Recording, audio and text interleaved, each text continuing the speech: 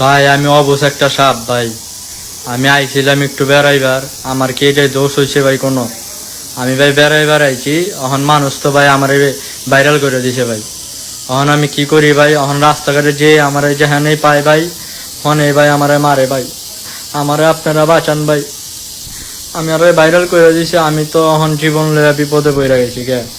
এখন আমারে যেমবে হোক ভাই আপনারা একটু বাঁচান, নইলে ভাই আমার বউ বাচ্চা লইয়া ভাই আমার মরার লাগবে, আর কোনো কাম নাই ভাই আমার।